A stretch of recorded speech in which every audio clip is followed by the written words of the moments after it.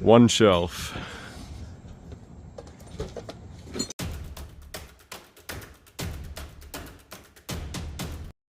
Out on the north side of Wichita today. Big mechanic shop auction. Really crazy. It's just tucked right here in the neighborhood. You would have never known all this was here.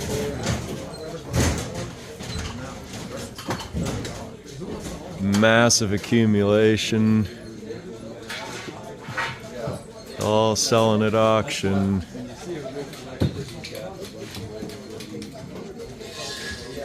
Old school mechanic.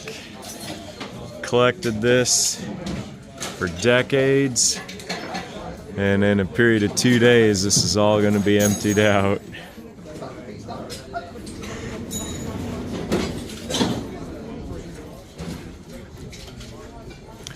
So far I bought the shelf of carburetors, and I got all this vintage automotive paint. This old Centauri and the Slacker, pretty hard to come by anymore.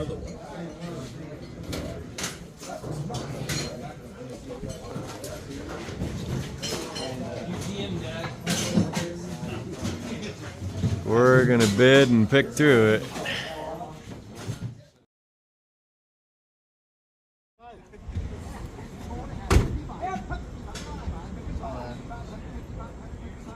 Right here. One time. Tell. Goodbye.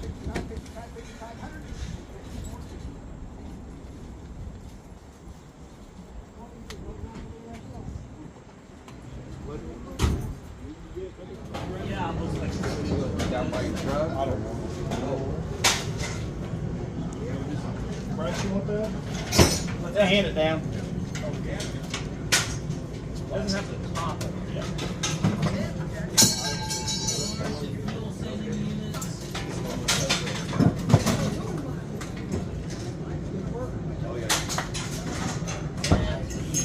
There's another one of those LS.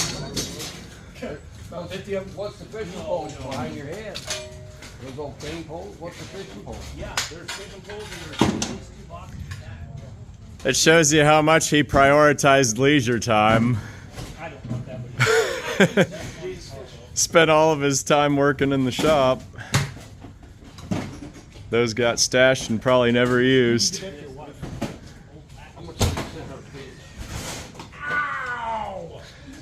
That's for cooking carp. You put your carp on there, you cook it, you throw the carp away, and you eat the board. Did you see the shifter up there, old Jeff? The horseshoe shifter that console? What? Did you see the horseshoe shifter anywhere? Need some extra reading material. Keep digging, it's up there. Keep them raccoon turds out of the way first. But I'll be going in and looking for more. Magnesium rims. We gotta look for the skinnies. Do not drop that. I'm gonna shut this off. A lot of good muscle car stuff in here. Oh, a little bit. Oh wow. The money, that's all I can say. Super Sport tack dash. Yeah, no tack though. No tack. Chevelle SS rims. Date coated water pumps. Good ones, yeah. Sweet. I'm glad you bought this for me, Tim. Oh yeah? It's missing a tooth. But man, this would be perfect for just going around cars. You can kind of You could get underneath of them, yeah. And it's actually self-propelled. Yeah. Do you want to load it today? Sure. Okay. Bucket seats, Thermador swamp cooler, Monte Carlo parts. Get the tack dash too. We got the tack dash, console, 8-track players. And looking at this at the beginning of the day, you wouldn't have had any idea any of it was in here. Well, the funny part is all of that. One shelf. set of fender skirts out there. Oh, yes. When you fall somewhere. If you can- Okay. If you can stabilize it. Brakes down first. They're sitting on this.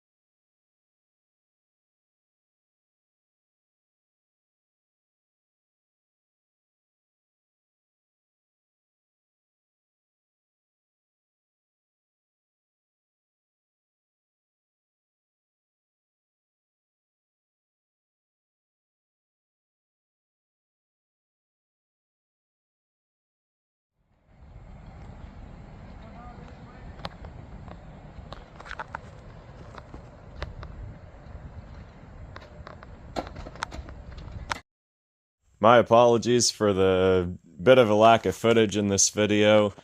This auction was one that I literally found out about that morning.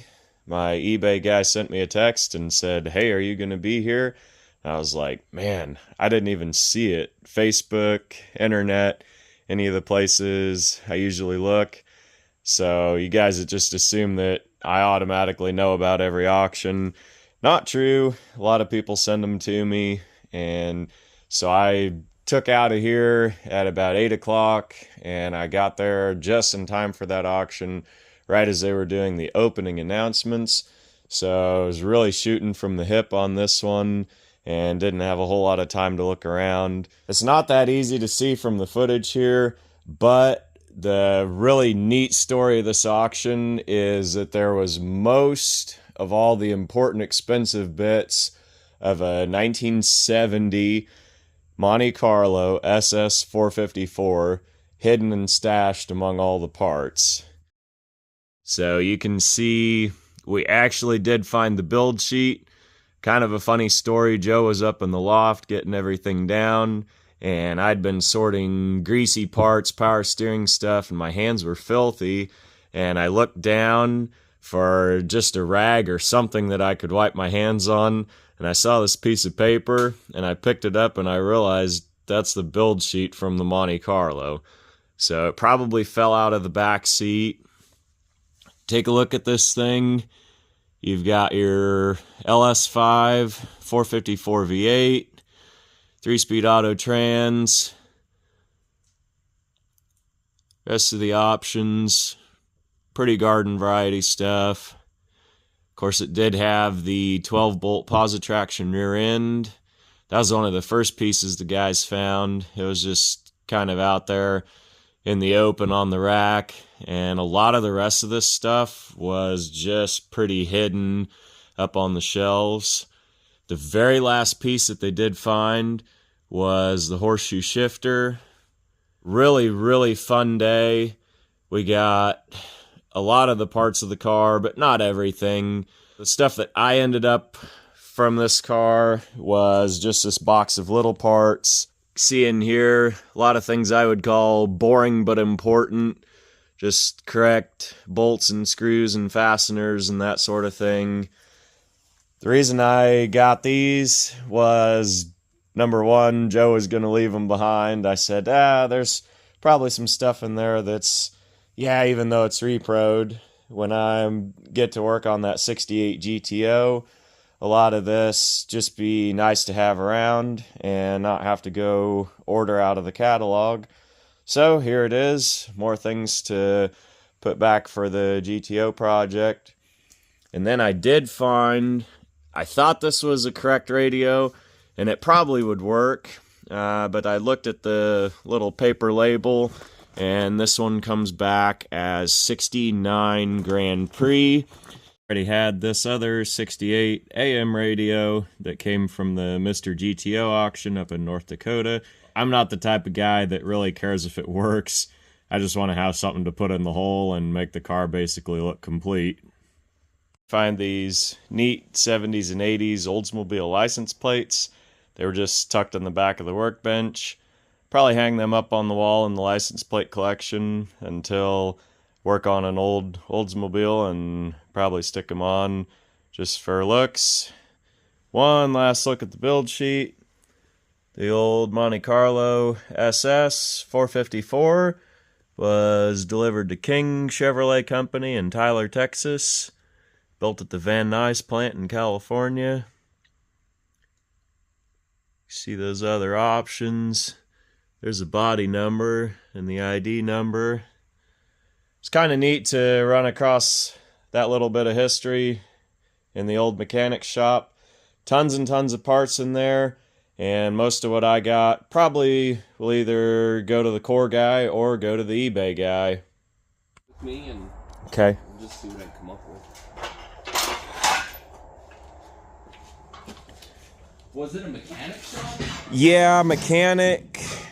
And then he just, I don't know how many vehicles came apart and just got stuck on the shelves. I mean, he had everything, brake drums. He had an entire row of like just brake pads on a shelf. The steering boxes, I don't know. Just old school, old timer. All these Quadrajets.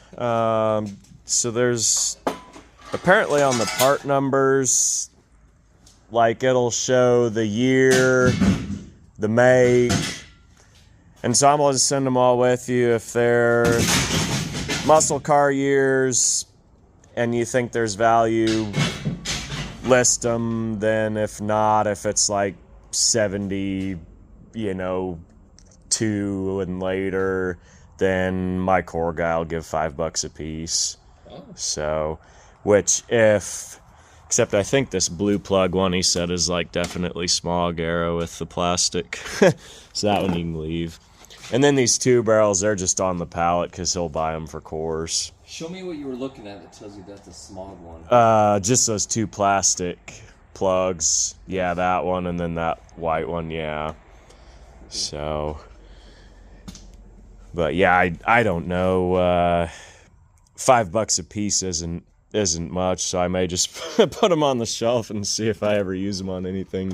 The 2 barrels, I doubt they're gonna be eBayers, but all those 4 barrels you can take. And then you know about fan blades for part numbers and date codes. Yeah, they're usually pretty easy to find on the blades. And these taillights I think were like 73 Pontiac, which really threw me because they're almost identical to like that 74 Grand Fury. So good. Then buy this pallet as one? No. We took it all off. I had to unbury the tools out of the truck is why I unloaded it on the pallet.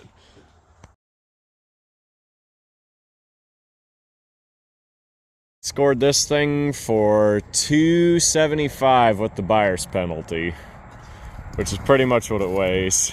It came with all that stuff in it? Pretty much, yeah. The rack was $5.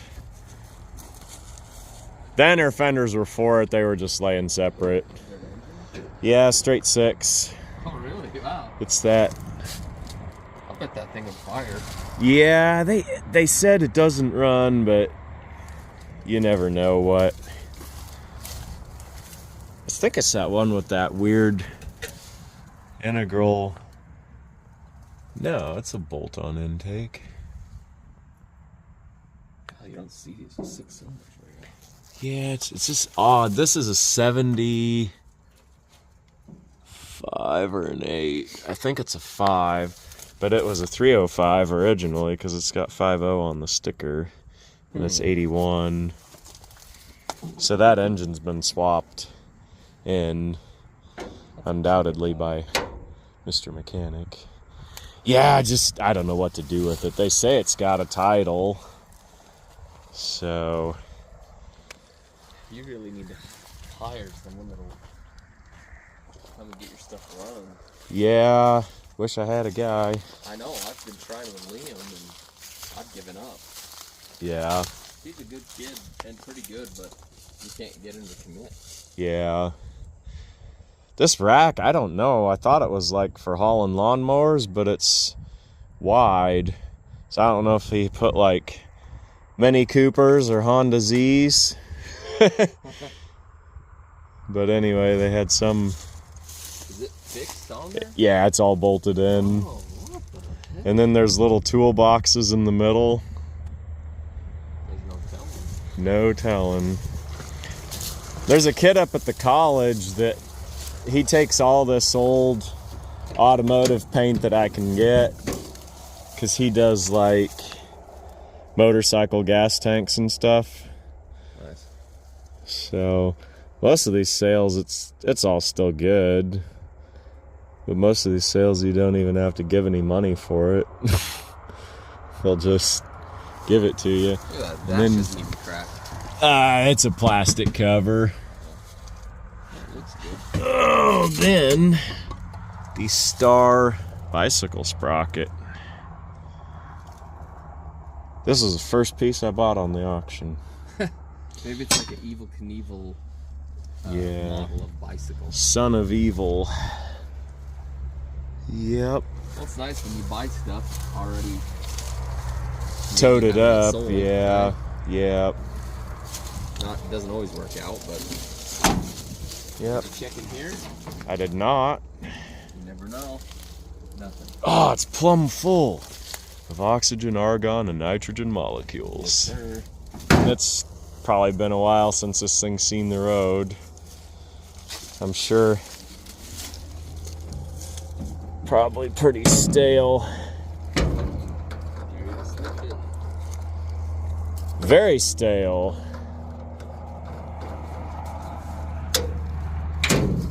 Like these sliders, I don't know what that's worth if it's factory. Hey, should I do this like Joe? Wham! Sure, knock yourself out. I don't really know. I've just heard. Yeah, word gets around.